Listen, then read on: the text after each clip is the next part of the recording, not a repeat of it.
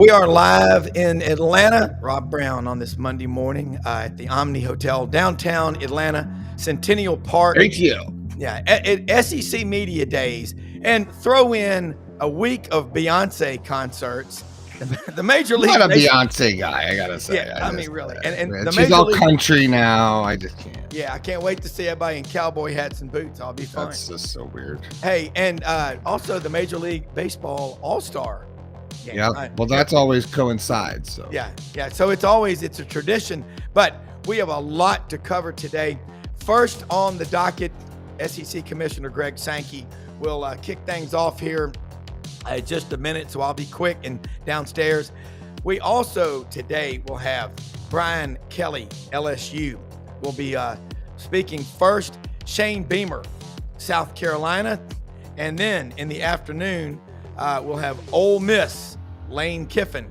Always good for something funny in front of the cameras, off the camera. He's kind of quiet. And Vanderbilt, Clark Lee. Can they build on the 7-win season last year? Came close. 3-point loss to Missouri. 3-point loss at home to Texas. Watch out for the doors. Diego Pavia, Eli Stowers, one of the best tight ends in college football. Diego is Tommy Boy. Does not want to leave college. He fights, he scratches, he claws for everything. Look, let's get started. Bring in Tom Cruise is double. Coach Ellis Johnson, veteran of the SEC, longtime defensive coordinator and head coach, knows a thing or two about football. And Coach, from your perch, from your vantage point, over in Winsboro, South Carolina, not too far from Clemson, these media days are fun. It is July 14th. Still got summer. Summer goes until it's not so hot. We're in the middle of summer. Yeah, we're in the middle of summer. People, I don't like all these. Back to school is just around the corner. Hell, it's summertime, Coach. But it's also time for us to read our football magazines. And I've got them all. Lindy's, Athlon's, Phil Steele comes with a magnifying glass to read it. But what are you looking to hear in terms of takeaways from any of these coaches, starting with Brian Kelly? And his team plays your son's team, Clemson, August 30th at Clemson Memorial Stadium. Is it Death Valley? Is Baton Rouge Death Valley? There's a lot on the line. Kind of sounds like a wrestling match. I'm in the South, sorry. Yeah, you can kind of try to decide whether it's summer or preseason or whatever, but I think Spurrier had it all tagged pretty well. This is talking season. Yeah. So all the guys will show up down there and they'll get their chance to talk. Some of them will try to be Jack Benny. Some of them will try to, be Rambo. But all in all, it's just fun, and it means nothing. A lot of times it means something, some of the fan bases and so forth.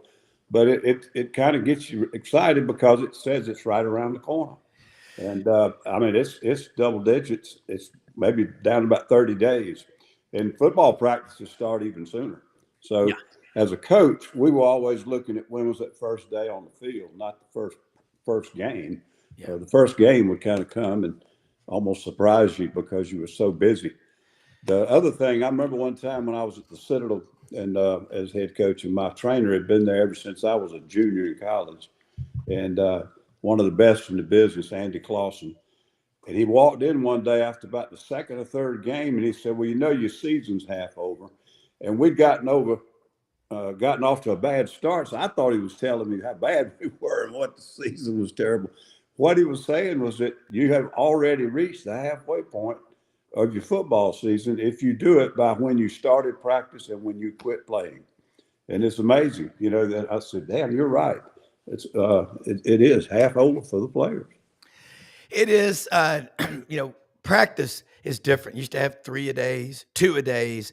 I'm against anything that makes football any easier, just to codify people. I don't like that. It's a tough game. You can make it safer, but it's still a violent game. You sign up to play football in college, high school, whatever. It's a violent game, but we have done a lot, concussion protocol, the helmets they wear in practice and all, but it's still it's got to be played, on the field. And I'm with you. Practice also starts in January, the winter workouts. As coaches will always say, that's why we push you so hard in January and February and in the spring and in the summer and those hot August days, so you can hold up a trophy, because it ain't going to just happen because you want it to happen. What I think with Brian Kelly and LSU, the 5 straight opening losses for LSU. They hadn't won an opener since 2019 when they had that great national championship run. Let's talk about LSU in year 4 of Brian Kelly. How do you grade that program? A, B, C, D, or, F? I think Obviously not an F. Well, I think the whole thing for them this year is that the defense gets better. They've got Nussmeier back. They've got some pretty good offensive weapons, and they're in good shape on that side. They were not a good defensive football team last year. A little uncharacteristic for him as a coach. He's very, I guess you'd say, methodical and meticulous, and he was kind of just what they needed coming out of the chaos they had when he came in there. And I think he straightened out 99% of what he was brought in to straighten out. The thing that's happened now, they just haven't been able to get over that hump.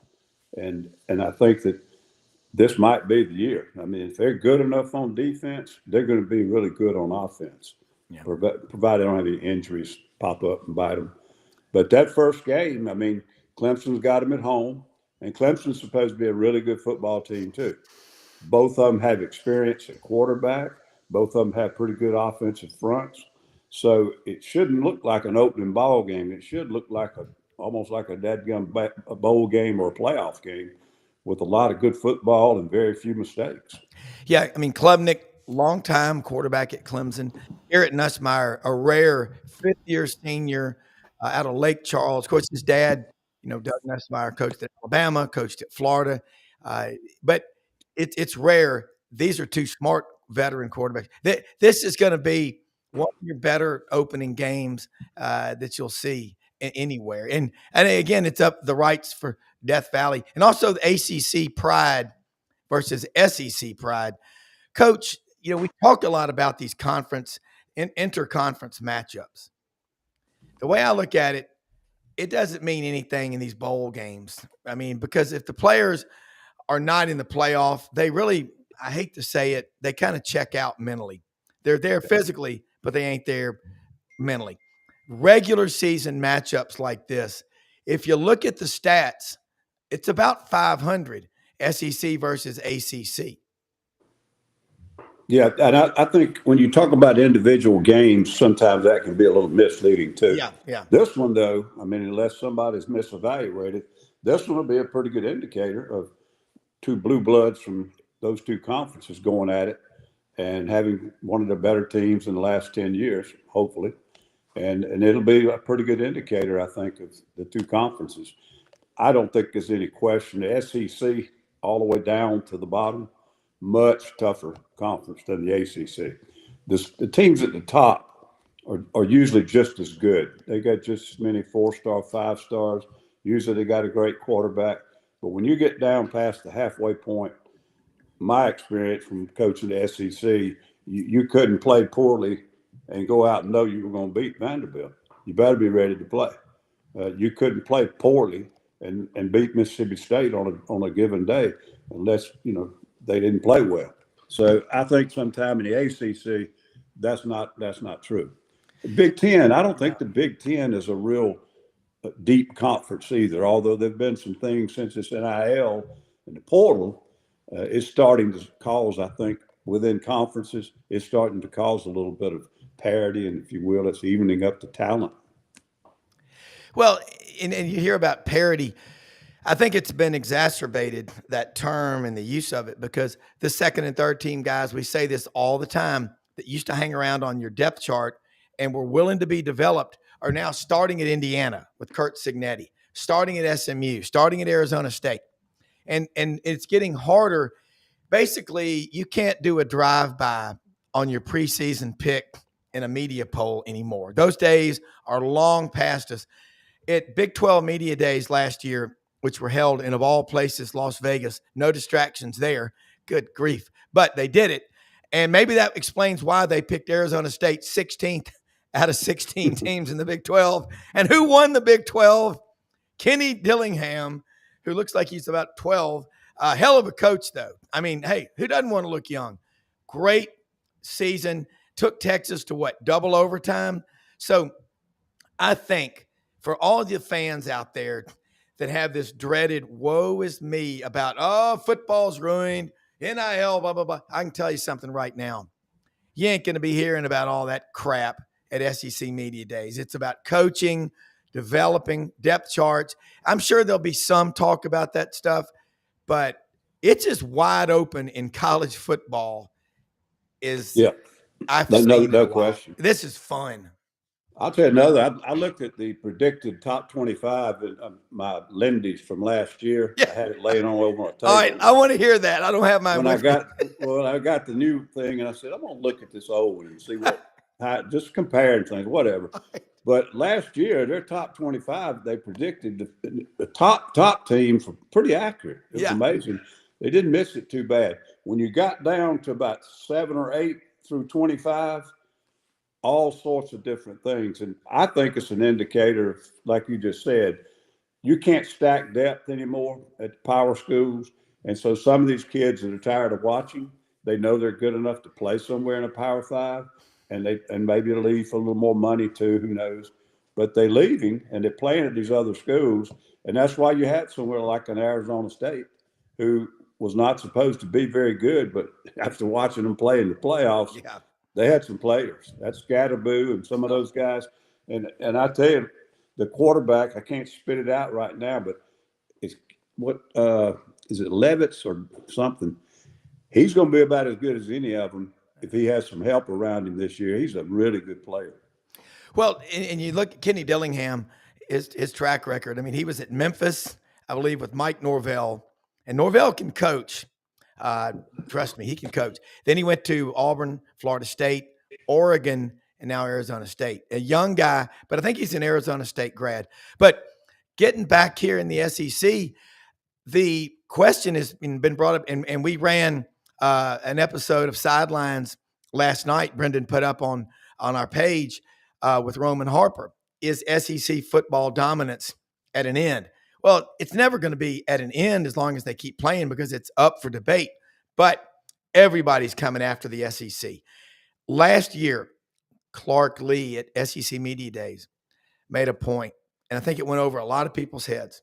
He said, everybody in the football building at Vanderbilt now, every single one of them that signed with us, signed up for the vision we have of Vanderbilt football. No more, we're happy with a good game, moral victories, none of that crap, that's over. Because we're trying to win every game. He's an MBA guy, the Gentleman Scholars, right there in Belle Meade. He's a hell of a coach, isn't he? Yeah, absolutely. And they've had some damn good coaches at Vandy. It's just one of my favorites, Bobby Johnson. Yes, yeah, an old friend, and he's from South Carolina, played at Clemson, coached at Furman, all that good stuff. Yeah. But Bobby did a heck of a job, and they can talk about going to bowl games and all that, but I think he went to 2 or 3. Yeah. And he had a winning record, something like 3 or 4 years in a row. They were a really good football team. They beat us up there when my first year with Spurrier at Carolina. They beat us up there, and it wasn't a fluke. Yeah. We played bad, but they were a good football team. So this is not the first time Vanderbilt's been competitive, but they did about 3 games last year. They did some things that really got people's attention. And I think they'll be good again this year. I think Pavia getting to come back will help them tremendously. Yeah. And then they can build around him instead of starting all over. But you can't sleep on Vanderbilt. If you do, you may get in trouble. Yeah. All right, let's talk about a couple of more schools, then I'll bounce out of here. I want to say something quickly about all of our sponsors. You see them on the screen. Also, Ann Camp Lee, a good friend of mine. By the way, her mother still duck hunts, and she turns 100 in about 2 months. Absolutely great genes. Ann owns Rumble Boxing Gym at McLean and Union in Midtown Memphis, and we'll put the QR code up on here. They're one of the ones that send us here to SEC Media Days. Check out their Twitter page. Everything. We'll keep you posted. Lot going on with Rumble Boxing. As you get older, they've got a slogan. What do? Fight back. Put the gloves on. They get in there at Rumble Boxing and work your ass off. It's a great place. Also, Web-Footed Kennels, my good friend I've known 30 years, Chris Aiken. I love it when you can say not 29, but now 30. Chris, the best dog trainer in America in Jonesboro, Arkansas. He has 227-acre field of dreams with technical pines, everything, 8 people helping him. The best hunting dogs in America. He does select breedings. Look at the depth chart. Mom, dad, grandparents with hunting dogs. He trained my friend Del Marsh from Montgomery. He trained his German wire hair and had it doing 200-yard marks. Chris is an amazing trainer, has the patience. He makes Job look rattled. He's so good. Absolutely one of the best guys you'll meet. Web-Footed Kennels. Find them on Facebook in Jonesboro, Arkansas. And, of course, our good friend George Gaddis, who's been with us from the beginning, Gaddis Home Innovation.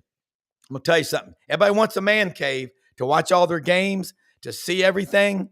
I'll tell you right now, George told me about a person he knew. I know who the guy is in Memphis, was quoted at $20,000 to do this home security, the cameras, the man cave. I mean, one switch, you punch that button and it goes live. $20,000. George did it for 70% below that. He said, I just don't have all that overhead. He's a 3-man shop, George Gaddis, Gaddis Home Innovation. And all of our sponsors, you can find them at www.sidelines.live. All right, Coach, let's talk about Shane Beamer, South Carolina, and we'll talk about Ole Miss. And again, then I will bounce downstairs. But Shane Beamer, man, I love his. I mean, he is so fired up about, I think, putting clothes on. I love his enthusiasm. And he's also got some talent and a good team.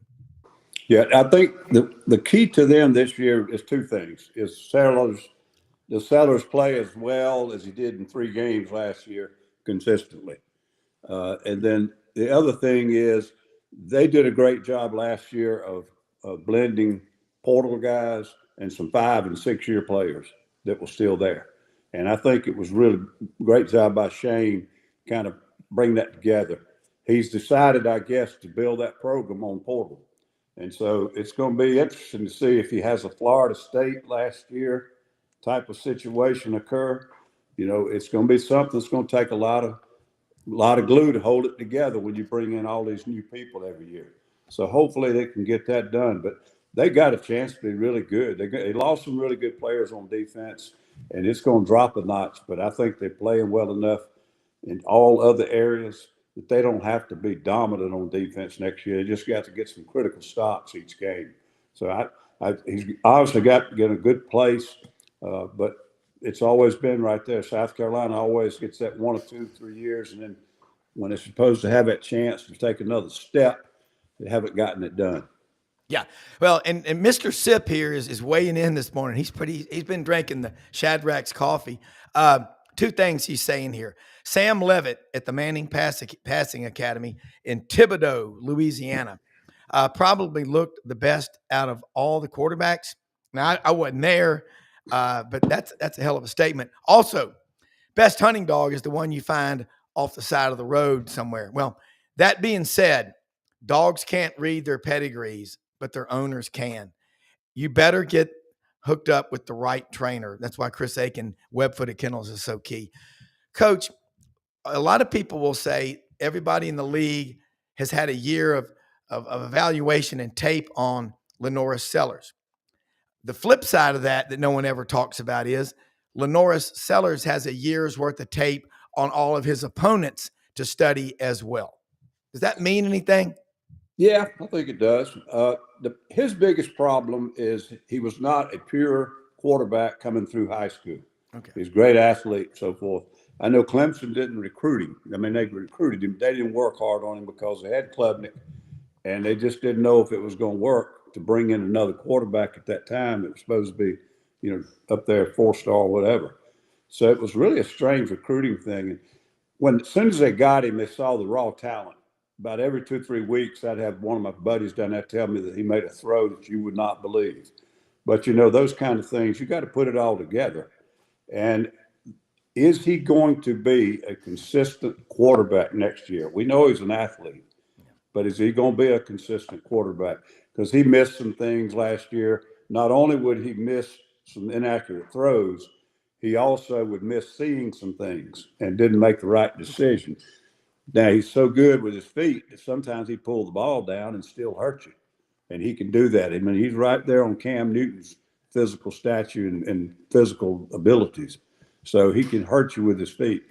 I think Clemson got in trouble a lot that last game playing so much man coverage. When he got into their perimeter, they had nobody coming to him with good angles. And you try to tackle him one-on-one in the open field, good luck.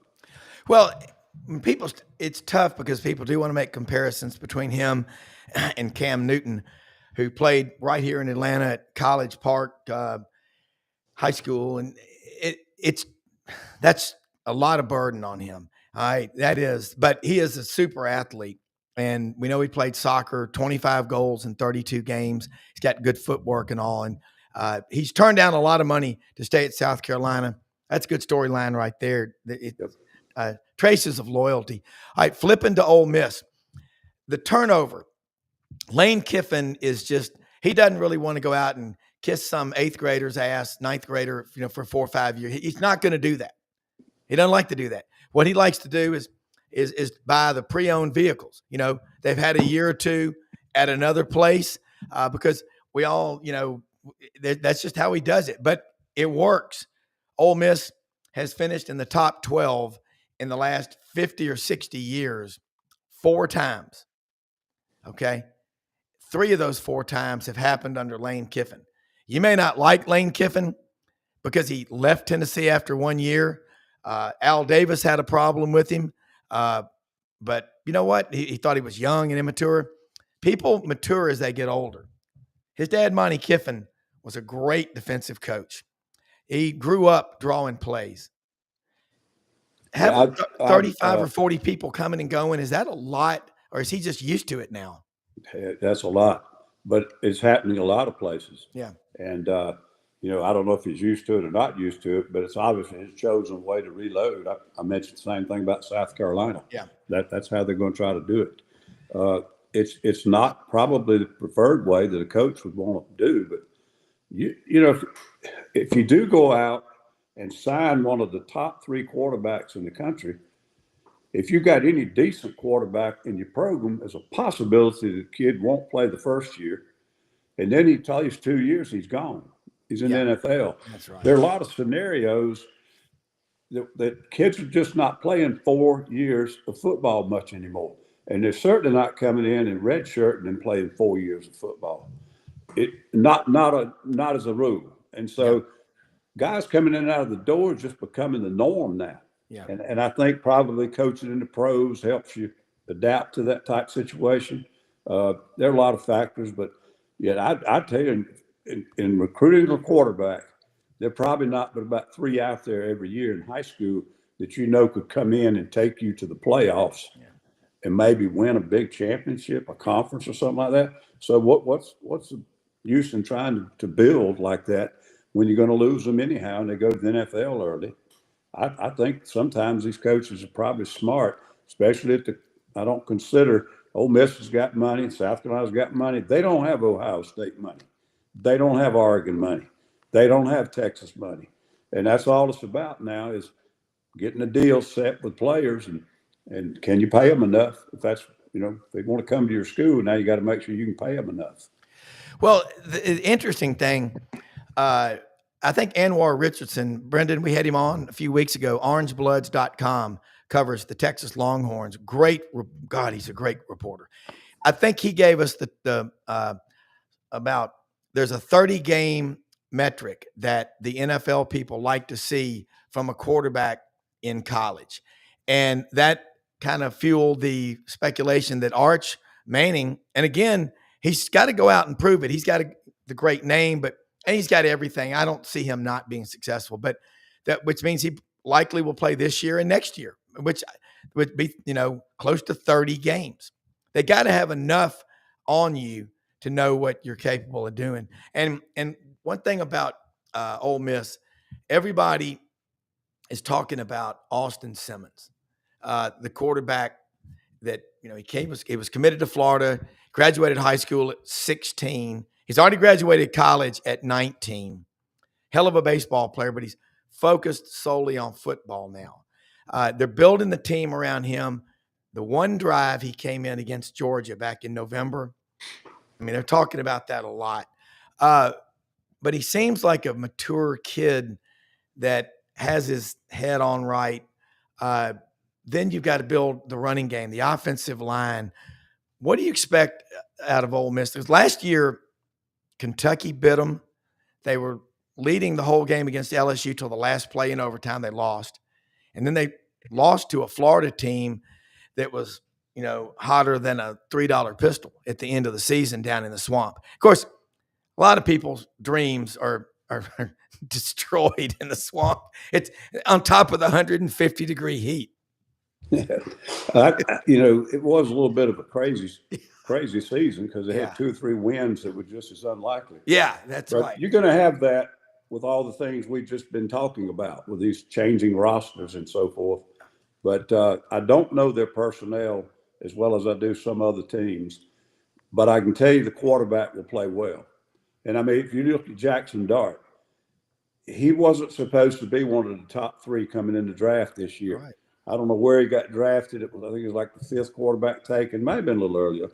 But some of the accounts coming out of their, what they call those ATOs and mandatory things for rookies and so forth, he was really falling in really easy with the pro stuff and very adaptable. And I think it goes back, not only is he talented, but it goes back to having been coached by Kiffin. Yeah. I look back to one other season when I was at Auburn, and we went up to Alabama 2014, and he had to take a kid that played either receiver or defensive back. I can't even get his name out. When we came in to play them at Bryant-Denny, the kid had not thrown an interception in something like 6 games, and we got 2 or 3 off of him in the first half.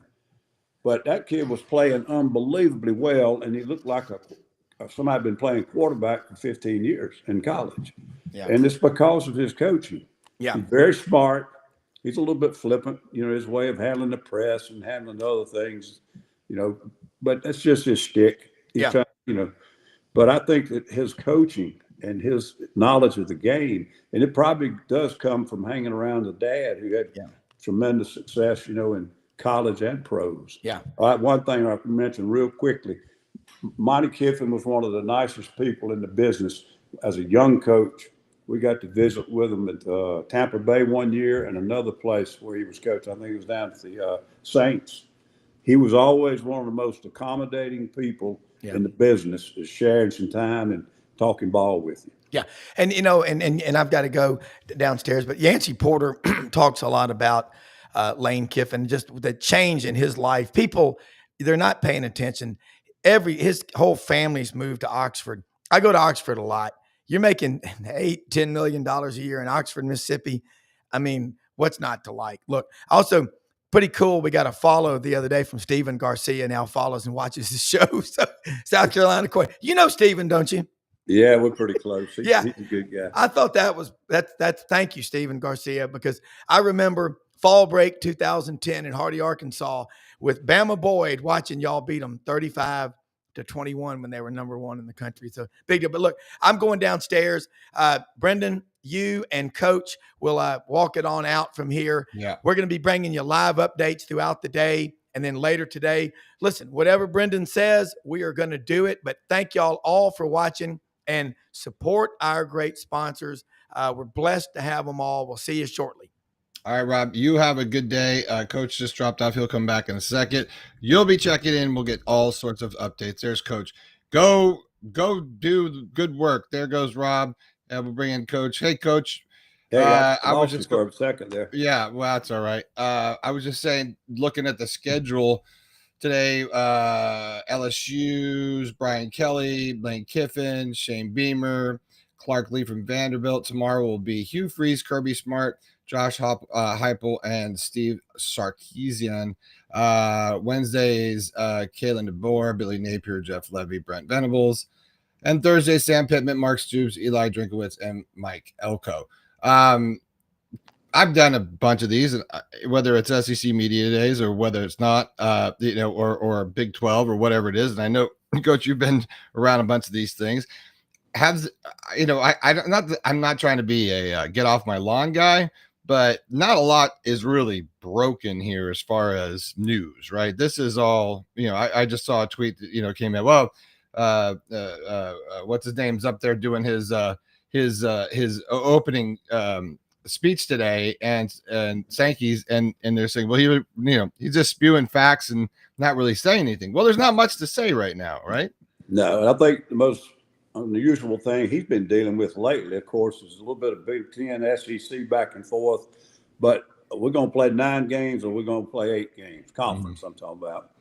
And I don't know if that'll be talked about at these media days. It just takes away from the individual coaches being able to talk about their teams. And the other thing is, what are they going to have in the playoff? Well, they're not really in the playoff committee. The playoff is decided by the commissioners or somebody else. But, are we going, 5-11? Or are we going right 4-4-2-2, all that stuff? And so those have been the biggest things he's probably been dealing with lately. And I don't know if that's really what people want to hear about at these media days. They want to hear about the football teams. So what you have to remember is these coaches come in and they've got their little delivery they're ready to give you, but they have to do it about 15 times in a row before they get the hell out of there. So after the first 2, they start to where they're grinding on and repeating things and so forth. And you just don't have a lot of Steve Spurrier still around. And he was always fun and interesting. And like I said earlier, he called it talking season and he made fun of it a little bit, but he was really good with the media. Yeah. Well, and I think we saw more of that certainly years past, last year's media days in Dallas. They've gotten, they're rock stars now, right, Coach? The head coaches come in, they're rock stars. They got their security, they bring them in the back way, they send them up, and they send them to the podium and they usher them out. They do a couple of quick interviews and stuff, and then they either shuffle them over to the ESPN desk or whoever's alive, and they do their interviews and they walk out the door. And then the players come out and do the sides, and they do sort of that group interview stuff. But I think people are more interested now in what they're wearing, what the outfits are. It's become more of this kind of event, and it's really a lot for the media because it's the conference for the media, for people to really get together and know each other. I think that's the sort of the fun part about it. But now it's this thing. It's like the draft. It's like anything else. It's just over. I think talking season has turned into I'm jonesing season for some college football. But I always tell people, no breaking news is probably gonna come out of there. I'm trying to get my dad, Buddy Martin, to come on with us just for a second because he's, he was going to SEC Media Days back when they had a double prop plane and they would travel around from town to town, and that's a whole story that we'd love to tell one day because it's got such a rich history because it's always been a thing. So I think, I tell people this is as much for the media it is for, for a lot of these guys. But Dad used to tell great stories that, coaches used to talk to the media members and they used to hang out afterwards. And it was more of, that kind of a thing. And now we don't have that, do we, Coach? There's a subject. No. And there's so much available on social media. Each one of these teams and the conferences and everybody's got their social media sites. Hell, they've got a TV network. Yeah. And so when you come to media days, what have you not heard? Right. So I just don't know what a coach is going to say. Somebody will, but I don't know what the hell a coach is going to say there that hadn't been heard before, even 2 or 3 weeks ago. Right. And so you're exactly right. I'd love to have been a fly on the wall back when the guys were more, they were like buddies. Yeah. Sometimes adversarial, but usually not. Yep. Media and the coaches, because the coaches back then needed them. Right. They needed them for exposure, and the media guys needed the coaches for information. Right. Well, hell, that doesn't exist anymore. There's so much out there that they control as an institution. They put their own stuff out, and so it's just different now. Mm-hmm. Well, we're going to bring in my father and guy who's got me on the background. Turn off your phone, buddy. When the guys were. There we are. We're on a delay. They were like buddies. There's a nice intro for you here. How are you? How are you, Dad? Dad coming in live from Panama. Are you there? Headphones? All right. We'll let Buddy get on board here. And we'll bring him in when he's ready.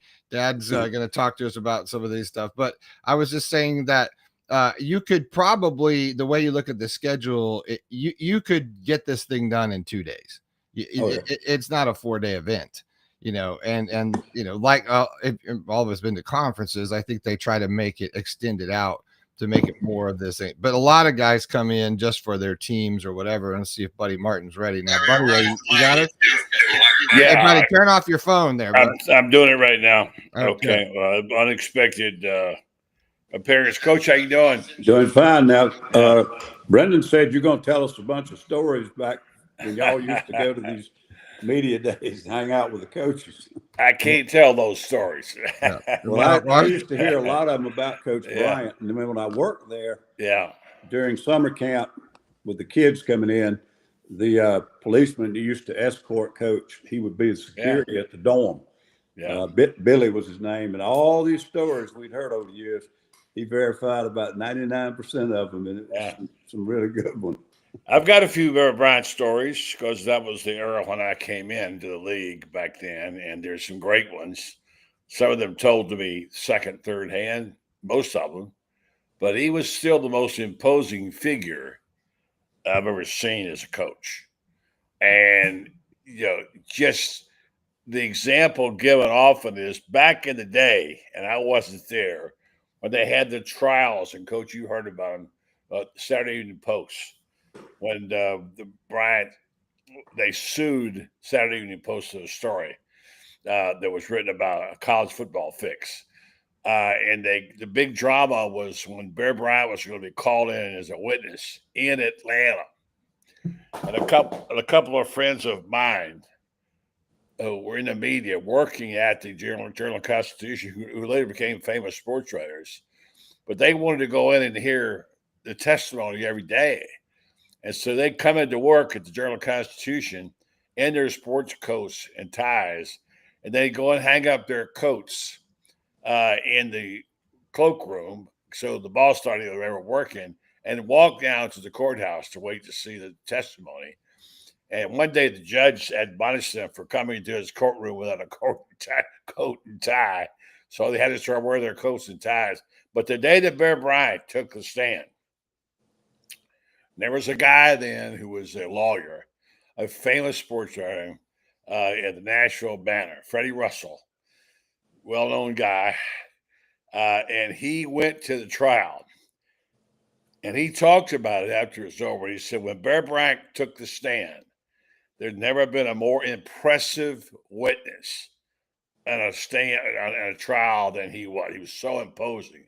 Those crystal blue eyes, and he was such a strapping man, and he spoke with a gruff voice. And anyway, Bear Bryant was, they could talk about Nick Saban all they want to, and he was great. No doubt, what he did on the field was great. But as a figure, a person, a personality, there will never be a more imposing person than Bear Bryant. And I had a chance to talk to him and meet him and whatever, and actually go to a SEC media days. Okay, listen to this. Was in the 60s, there were all the coaches were at the Holiday Inn in Silver Springs, Florida. And they all went there to go fishing and hang out at the lakes and rivers. And at nighttime, would come back to the hospitality room and drink some liquor and play some poker and what have you. One night I was in there because it was in Ocala and I was right there. And I sat down to a poker game. I think it might have been $1.25 at the table. And one of the players was Mary Harmon Bryant. Mm-hmm. She was playing poker. And I wrote a story about playing poker with the boss of Alabama football. And it won a regional award. And not that it was so great, but just so unusual. But that up-close kind of thing that you could have, and I guess the right word is trust. I don't know. You can tell me, Coach. That there's relationships that media guys, and I know you had them when you coached, that you trusted. and you wouldn't cover up a crime for them, but you give them a break. If something happened, you understood that things happen. But when they played bad, you wrote they played bad, and I think coaches understood that. Am I right, Coach? Yeah, and just before you came on, I was telling Brendan my summation on it. I think because of all the social media and the fact that these conferences and some of the teams, they own their own media. They own their. You got the ACC network, SEC network, yada yada. By the time you get to something like these media days, there's nothing they can tell you that you don't already know. Back in the days you're talking about, the media guys needed the coaches and do their job effectively, and the coaches really needed the media because they weren't going to get anything out to, expose their program without the help of the media. And so there was this a relationship there, and obviously there'd be some bad ones break out every now and again over something like the deal you were talking about a while ago, where they accused them of fixing a game, or there was the other one with Georgia Tech where they had check granting thing, all those. You had stuff like that happen that put them in bad relationships because what was going on. But I just think there was a mutual respect and a need, a mutual need from the two, and that doesn't exist anymore. You can put out anything and everything you want on your program now without the help of the media. You got them in your own building. You're getting paid by the guys that want the stuff put out. Yeah, and there's some who do that. And I think you're right. It was I scratch your back, you scratch mine, but not necessarily to cover up or control things, just an operation of mutual respect. There was a time where the local sports columnist, and you can remember this, Coach, the local sports columnist in a community was almost as important as the coach. And we're talking Furman Bisher, Atlanta. We're talking Benny Marshall in Birmingham. Talking Fred Russell. I mean, these guys, when they walk into a room, when you went to a game, you looked to see what sports writers were there as well as what coaches. Not to say they were anything. It's just they were the town criers. Right. They're the ones who told you, the listener and the fan, what was going on. There wasn't any talk radio shows then. There was no Paul Feinbaum. And what you had to do was get it from your local newspaper guy who was there and he covered the team and knew what was going on. That's what fans wanted. Anyway, so here we're at SEC Media Days. I was sitting there, Brendan, trying to remember. I can't remember how many I went to, maybe 7 or 8, I forget, over the years. And where they are helpful, you're right, Brendan, you said this earlier. It is a social thing. You kind of bond together with people, just like coaches do at the coaches' conventions. You have certain media people that you love seeing and hanging out with and being a part of their world. Going to honor one here pretty soon, and Tony Barnhart. I guess I'm letting the cat out of the bag. Tony Barnhart has just announced this is his last year as a newspaper, as a columnist. And he's having an event at Steve Spurrier's Ground Grill. He's not. They're having it for him 2 weeks from last Saturday.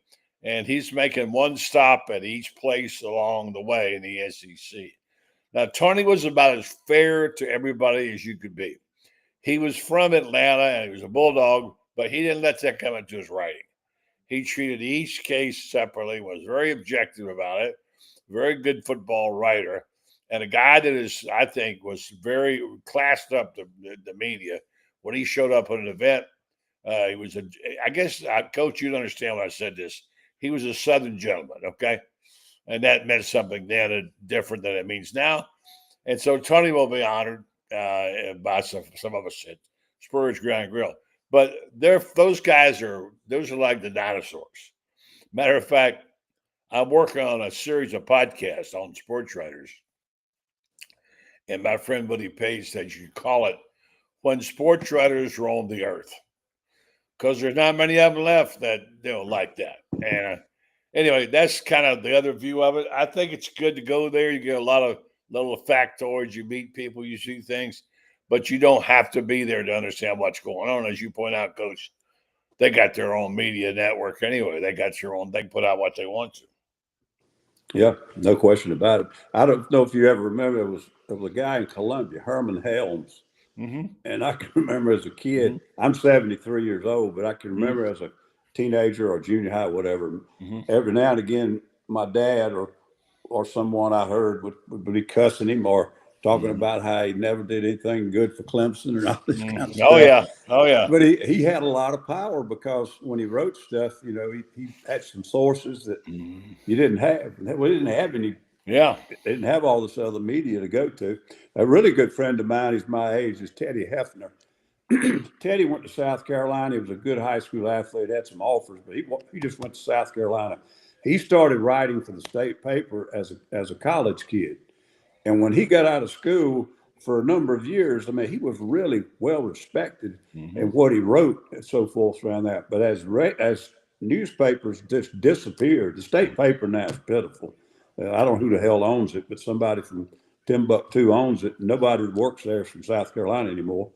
Teddy has now got a radio talk show in the morning. I go on with him every Friday morning. Okay. That's the only thing left that he could do as a sports announcer or sports interest thing in the media was move over to radio. It's not just Teddy. I mean, it's pretty much where all the people have gone. Yeah. And myself included. And after spending time in 6 or 7 cities and newspapers, from Nashville once to, you know, from New York to Denver to St. Pete, what have you, Ocala, Gainesville. That's what we did back then. But the profession has changed. You said the state was a sorry paper. Coach, every paper is in that state because nobody's putting any money into them. They're just withered up and they're going away. And so it's changed. And this is what we have now. I'm grateful for what you do on this program. You're very informed and you keep up what's happening. What are you looking forward to now as we get closer and closer to media days? I'm already beginning to hear. I'm looking over here at the TV. I heard Alyssa Lang and Chris Doring and Peter Burns talking this morning. They're all in love with all their own teams, you know, et cetera. And I understand that. Alyssa Lang's already saying that she thinks Texas A&M is the sleeper, and she's in love with Mike Elko, and that's fine. That's what we do.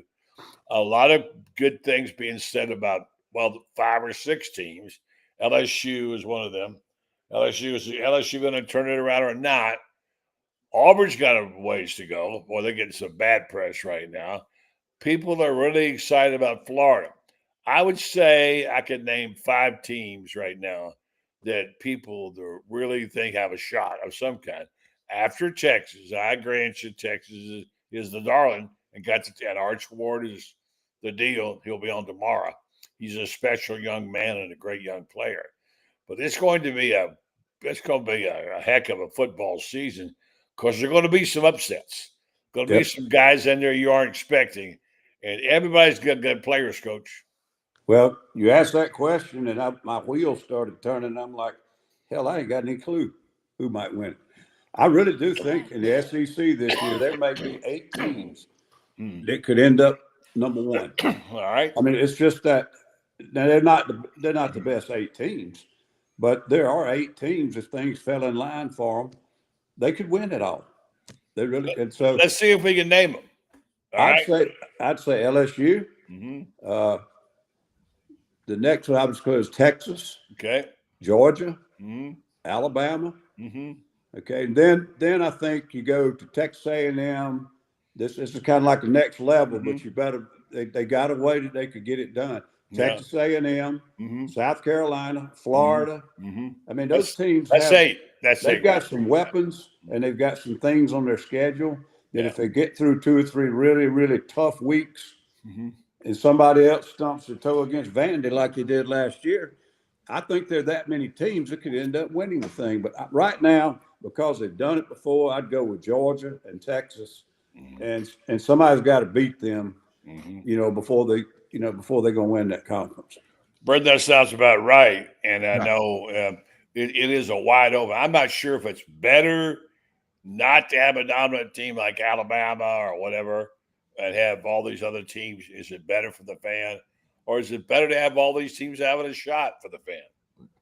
I think leveling out the playing field is going to make the competition better. does it water down how good the game is, as a whole? I don't know. I don't like ever seeing one team dominate, each year in and out, unless it's Florida, obviously, because that's your team. But, most of the time, if you're just watching, you want to see a little parity. Yeah, I think the SEC is. I think the SEC likes to talk about the SEC a lot, and I think the SEC is obviously a dominant conference because you have that parity throughout the league. And I think that's really what's important to understand when people say playing in the SEC is so difficult. If that argument's been around forever, it really is, because week in and week out, we just named 8 teams. If you've got 6 of those teams in your schedule, you're talking potential. And Coach, you obviously know more than I do, but like injury, playing those teams has a price. And it's from ego or from getting blown out or whatever. I mean, can you talk to that, Coach, a little bit more about, how that matters, right? Yeah. And it matters not only who you're playing, but where do they fall on the schedule? Before the season even starts, you can look and say, we're going to catch them coming off of a big game with Texas. That's a perfect time for us to play them. But then there's also times as the season gets going, just like you just said, you get injuries. So all of a sudden you thought that you had 2 teams on there, and there's no way in hell you can beat them unless you just catch them on a terrible game and you play your lights out or whatever. But they lose their quarterback the second week. And so what would you look like an unwinnable game for you now is all of a sudden one you better win. But there's all sorts of variables in it. And when you have – now, you go back to what y'all talking about parity. I'm a parity guy. Okay. I think in the long run, that's the best thing to keep the game healthy. I think it's the best thing not only for a conference, having parity within, but I like parity across college football, and I don't like some of the things that are going on right now with 2 conferences are trying to leave everybody else. In any way they can. They're trying to hamstring these other conferences. And I don't like it because I think in the long run, it will hurt overall. It'll hurt the whole game. Yeah. What's funny is I just heard Sankey say this, and I was the one who tweeted out that you'd think that, that there was an automaton talking up there because when Sankey was speaking, he's got a tough job. There's so many factoids coming out, you really couldn't catch them all so much. That's his job. He does it well. There are a lot of facts, but one that stuck with me was he said among people who watch college football, if you took the college football audience, that 70% of them are watching either the SEC or the Big Ten. That's a big chunk now. Now that gives you a little chip, Coach, to negotiate, right? Yes, it's power. And I mean, I like it, but I don't like it. I understand. Yeah. I understand that. And I looked at Texas' schedule just now, and this is the thing we're catching up on. They got unbelievable opening game. The Texas-Ohio State game, Coach, we're going to get it on right off the bat on the 30th of August at 11 a.m. or noon Eastern time. Texas and Ohio State in the Horseshoe. Yep. I mean, wow, that is a big way to start it. But then Texas drops off with 3 Little Sisters of the Poor games after that. Well, in Ohio State, the last several years there, if they had a stumble, it's been ones coming out of the gate. They get beat early. Mm-hmm. And even though they won a national championship last year, but what was it? They had a loss to somebody. Was it Oregon or somebody? I don't know. But they had a game last year early in the season. They didn't play well. Mm-hmm. And, of course, Michigan beat them. But I think, that game's actually overshadowing the Clemson game against LSU, which is a big game. It's going to be a big game too. But the one up in Texas with Ohio State, I mean, it's got higher rankings and, like you said, media draws. I'll tell you one thing I remember. When I was at Mississippi State, we had a guy on our staff, Guy Holliday. And Guy had played out on the West Coast. He was from the West Coast. And he was trying to recruit these kids to Mississippi State from the West Coast. And we said, man, you're wasting time. And he said, no. He said, let me tell you something. The kids out there don't even watch Pac-10 football. They watch SEC football. He said, these night games we play in the SEC, come on out there at a prime time. Yeah. And he said, that's what the kids out there watching. He said, other than being a long distance, they all want to come play in the SEC. And that's so something. You got a chance. Now, that was 15 years ago. Yeah. And they had a lure to it right back there. Listen to this lineup week 1. Can you believe this? I mean, look, this starts at noon. Ohio State, so Texas at Ohio State, Alabama at FSU, okay? Mm-hmm. LSU at Clemson. How's that for 3 games? Yeah. Then followed by Notre Dame at Miami, Tennessee at Stanford, I believe it is, Auburn at Baylor, Georgia Tech, Colorado, and Virginia Tech at South Carolina. I mean, my gosh, that is what you call that's the season right there, Coach, in one Saturday. Yeah. Well, and a lot of them aren't supposed to be all that good, but there's a storyline in just about every one of them. Mm-hmm. Somebody trying to challenge in the ACC or somebody, whatever, a player who's supposed to be Mr. Everything. Yeah. And there's something to make you turn on just about every one of those games. Yeah, boy, I tell you, I keep thinking about every year. Well, okay, we'll get around to it, but I'm getting psyched up just looking at this schedule. Incredible what's going on. So, well, it'll be better than watching the WNBA. There you go. ESPN's got the WNBA on, and I hadn't seen a Major League Baseball game in a month. Well, I've been watching my Rays, sadly. They've lost every way possible.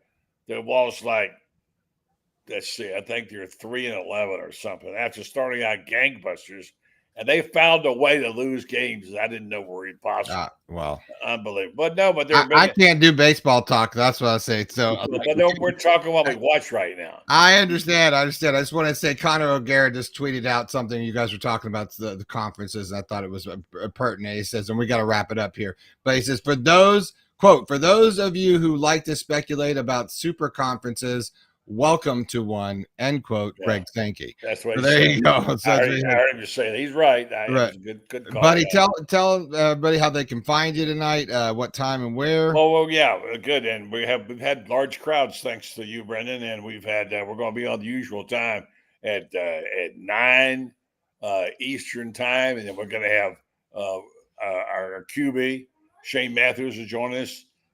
We've got our Rob Browne. Well, I don't think it's Rob tonight. No. Hold on a second. I guess I just walked in the front door. We got him. We got our friend from the Gainesville Sun, Kevin Brockway, and of course Franz, who's finally getting his book done on Florida basketball. Nice. Join us on the program tonight. The Buddy Right Mike Show, 9 o'clock. Right here on this station. Thanks for coming in, pinch hitting for a second. It's always good to talk to you about it.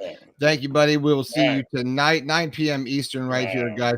You can check it out on this. Thanks, Alice. Appreciate it. Enjoyed it. Good to see you guys. Goodbye, Dad. That is my father. Hey, Coach, thanks for coming on. We'll see you hopefully next Monday or maybe sometime this week. We're always getting a hit from you, so thanks for coming on. Do you have any Twitter, anything you're promoting right now, Coach? No, I quit Twitter and Facebook when I got out of coaching and recruiting. Very smart. He's Coach Ellis Johnson. I call him Tom Cruise, one of the coolest guys. Thanks for coming in, Coach. We will see you next week. We appreciate it. And I'm Brendan. Rob will be in tonight. We'll do another show about 6 o'clock. You can catch it right here. We're going to give Rob the latest and greatest of what's happened. Maybe Rob will grab a few interviews. Thank you so much for joining the broadcast. Stay tuned all week right here at SEC.live. That's a website, by the way, too. You can check it out. All of our sponsors, thanks to them. Thanks for everyone that sent Rob out to Atlanta and all that good stuff. And just stay tuned right here on this network, SEC.live. You'll see Rob tonight, tomorrow, Buddy Martin, all sorts of people checking in from this being really the beginning of college football 2025. SEC Media Days, at least around here is talking season. Thanks, everybody, for joining us. Rob, stay safe on the MARTA, and we'll talk to you all soon. Good night, John Boy.